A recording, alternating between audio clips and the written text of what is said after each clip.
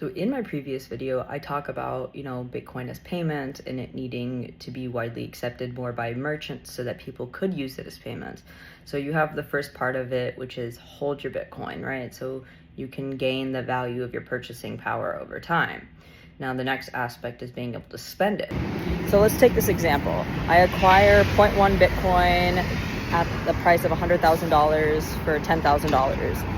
Now, the price of Bitcoin went up to $120,000, and so my 0.1 Bitcoin is now equivalent to $12,000. Now, I still have 0.1 Bitcoin, and I think that's the most important. And then my value of the Bitcoin has increased, so that means I have to spend less of it to get what I want. Now, let's say I want to spend $1,000, right, of my Bitcoin at the price of $100,000, that's 0.01 Bitcoin, right? A very small fraction of a Bitcoin. But now if the price of Bitcoin is $120,000 and I try to spend $1,000 of the 0.1 that I have, I'm only actually spending 0.0083 Bitcoin, and the reason is because the value of Bitcoin increased, so I have to spend less of it to get the goods and services or the same value out of it.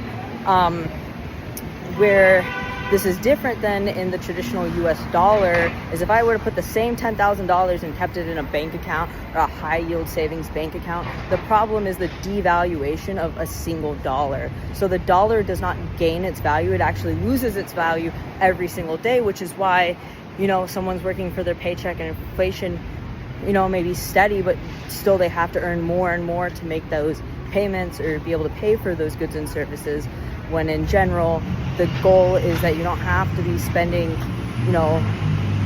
more of what you've earned over time for the same goods and services, when it should actually just be lesser than instead. So there's two parts to it. There's inflation, look at, right? You have inflations of the cost of goods and services, the active devaluation of the dollar, meaning that the dollar is not a dollar.